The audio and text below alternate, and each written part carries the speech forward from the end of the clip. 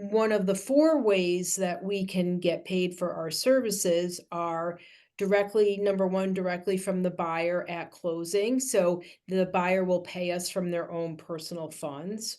Number two, the buyer can ask the buyer's representation agent to ask the seller to pay that representation fee. Number three, the buyer can ask for a closing cost credit in order to compensate the buyer's agent for the fee.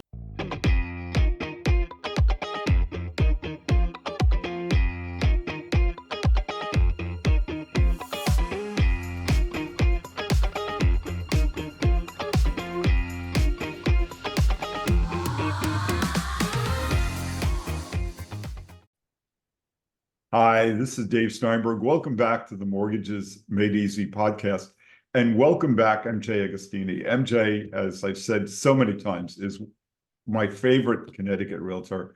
She is just a force of nature. She is a great realtor and a great friend. Welcome back. Thanks, Dave. It's great to be back, and thank you for Summit Funding for sponsoring this video today. I know we wanted to do a little talk about the new buyer representation scenario, correct? Yeah. So let's set the scene, because it starts with a lawsuit where NAR, the National Association of Realtors, and many companies across the country were sued by in a class action suit that was settled. And now the settlement basically says that the way people have done business for the last 50, 100 years has to change. So tell us a little bit about that. So the theory behind the change, as you said, is from lawsuits that were brought against the real estate industry, because sellers had to commit to a buyer agency fee in order to utilize our MLS system. Sellers wanted a right to negotiate the amount of buyer broker fee, if any, at their discretion, either be it before or when they received an offer to purchase their home. And traditionally, that was all figured out ahead of time. So the way we've traditionally been paid was with a cooperation agreement with the listing agency. So the listing agency would agree with the seller as to what commission would be paid and what portion of that commission would be paid to a buyer's agent. And that commission or offer of compensation via the MLS platform has now ceased to exist. So we, as buyer's agents, have been talking to our buyers about compensation directly for our services. And one of the four ways that we can get paid for our services are directly, number one, directly from the buyer at closing. So the buyer will pay us from their own personal funds. Number two, the buyer can ask the buyer's representation agent to ask the seller to pay that representation fee. Number three, the buyer can ask for a closing cost credit in order to compensate the buyer's agent for the fee. And then in some instances, some lenders have been offering up closing cost credits from them directly to be used for the buyers, whatever the buyer needs out of their transaction. So there's really four different ways that potentially that the buyer can satisfy the buyer's representation agreement. So it really is just a redistribution of the fee. And as we all remember from history too, is the buyer brings the money to the table, and it's the way that the seller carves it all out traditionally has been how it's worked out. So it really is not so much a big change, but just a redistribution of how the funding is done. Hmm. So I love what you said, because that's what I've been telling my clients and my friends, that the only money that shows up at a real estate closing is the money that the buyer brings. And that's the important process, the important concept to start with, because how the money gets from the buyer to the seller and back to the two realtors, that's sort of like the side issue. The Correct. first issue is, if I'm the buyer and you're the seller, MJ, you and I have to agree to a purchase price. And once that's done, we can talk about how the money is distributed, because I may say, let's say we're talking about a house that's for $500,000. My offer might be, MJ, I'll pay you $500,000 for the house, and I expect that in turn, you'll pay my realtor. Correct. And that could be the built into the offer that I'm giving to you. Or if in fact it's already decided but that the seller is going to give a credit, that could be built into the entire process. So there are differences, but the money always starts from the buyer, because he's the only person, they are the only people that are walking into a closing with money. The seller's got a home there, but the seller's not bringing money to the table.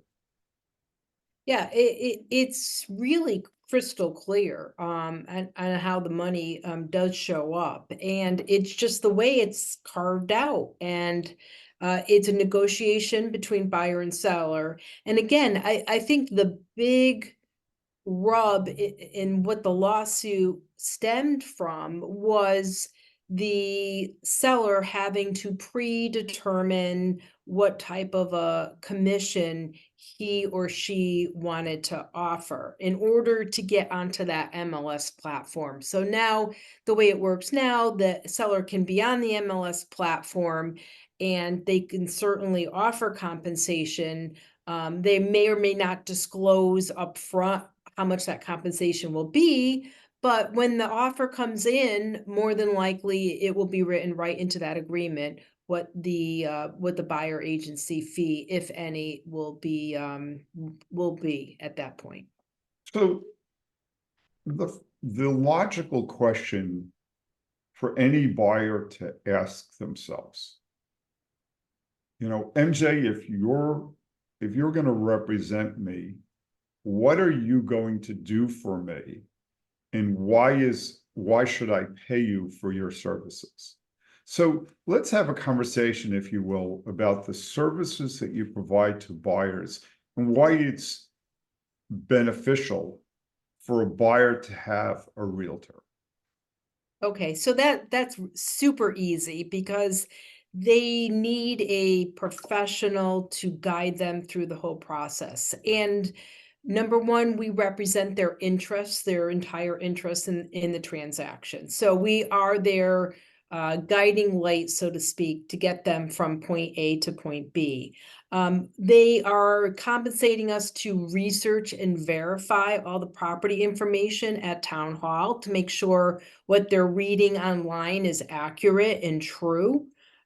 We account for all their paperwork and deposit monies, making sure the money gets deposited properly, it's accounted for, the paperwork is completely signed and fully executed and off to all the parties that it needs to go to. We negotiate on their behalf. We're negotiating the sales price. And we are good negotiators. We're experts in this. We do this every day, sometimes hundreds of times a year. So negotiating is one of the highlights of what we do for folks. Attending inspections and giving our guidance on issues that may arise out of the inspection.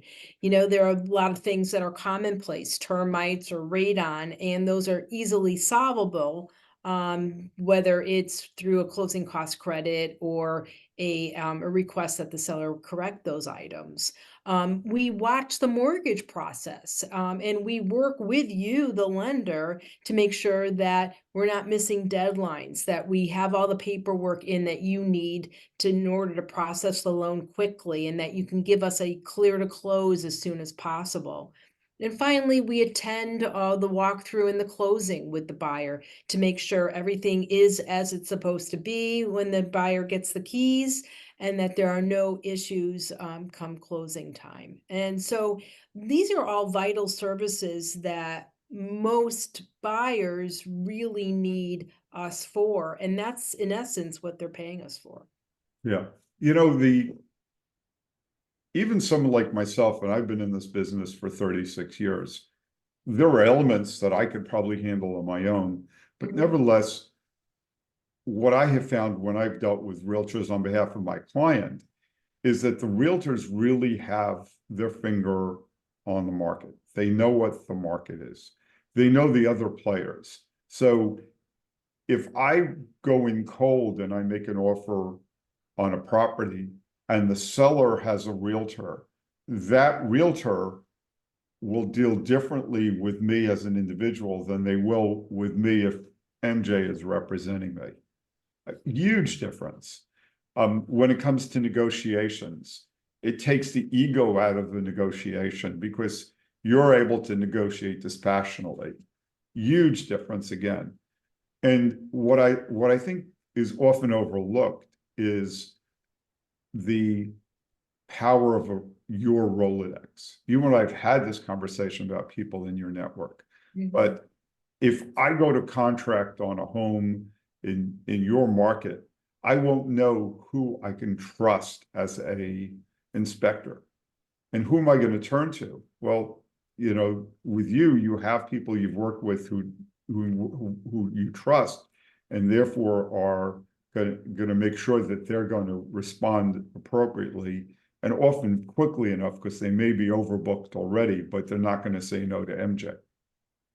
Well, yeah, it's true. We all have our vendors we work with, and we have influence. Let's face it, we do have influence when we know the other agent on the other side. They know us, we know them, we've worked together before. They trust our ability to get the job done. We trust their ability to be proficient in their information gathering and disclosures. So, influence is a huge part of this. And without our guidance or our influence, buyers can certainly be floundering on the sidelines. And hey, with 10 people, 10 buyers for every one listing, how much attention are they going to get from the listing agent if they don't have a buyer agent to guide them? And the listing agent's not being paid to take care of you, the buyer, they're being paid to take care of the seller. Their allegiances to the seller. That's The right. other thing you said that stands out, and I think it's entirely right, is we just closed a loan for a older couple, and they had let 3 weeks lapse from when they signed the contract until they started working on their mortgage. Fortunately, we were able to turn it around, and within 72 hours, they had a full commitment. But people often don't know the timeline and what they have to do and what the different pieces are.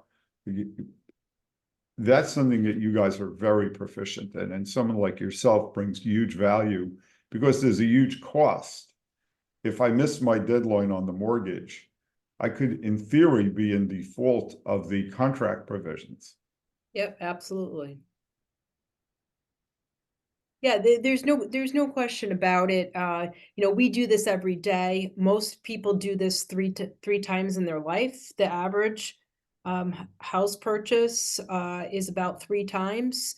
And, we do it 70 to 100 times every year. And we've been doing it for the past 38 years. So we're very proficient in what we do. And our customers and clients reap the benefits of that efficiency of a system. Besides our vendors, we have managerial staff that follows up with paperwork and reminders on deadlines. So there's always somebody basically holding their hand right to the end to make sure everything goes smooth and that there's no interruptions. So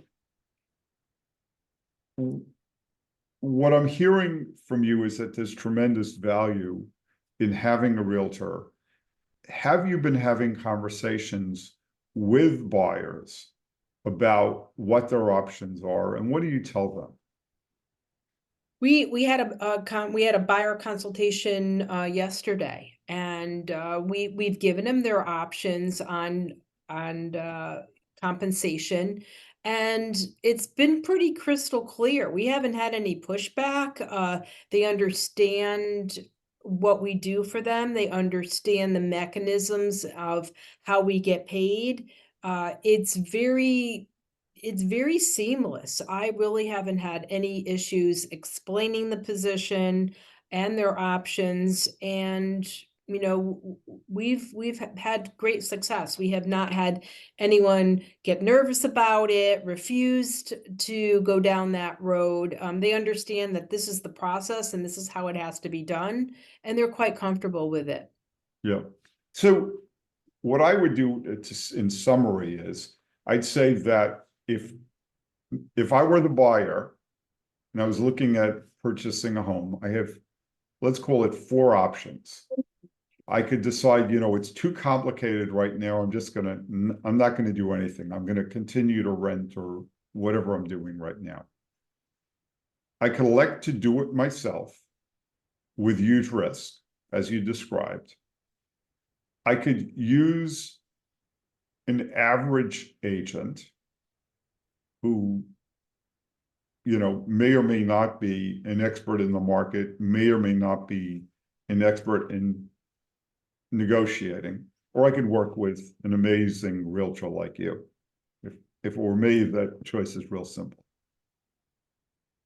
Yeah, you summed it up beautifully. I mean, those are your options. And again, most consumers make this choice 2 to 3 times in their life. It's the largest purchase that they're ever going to make. And, using a mediocre agent or using no agent at all could put them in great peril. So, they want to interview 2 or 3 agents, make sure they're comfortable with what the agent has to offer them, and be comfortable with how the compensation is received.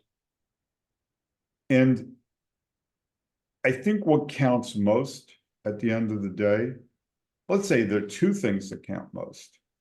One is, if you find a house that you love, getting the house is incredibly important, especially in today's market. You referenced it earlier.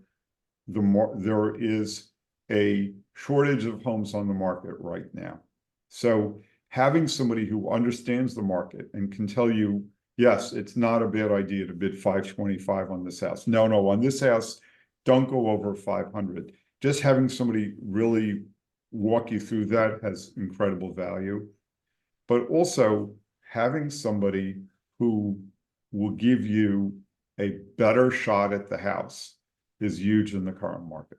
And, and that's where having a great realtor, because a deal introduced by MJ is going to do better than a deal that's introduced by a part-time realtor or an amateur realtor or someone who doesn't have your proficiency.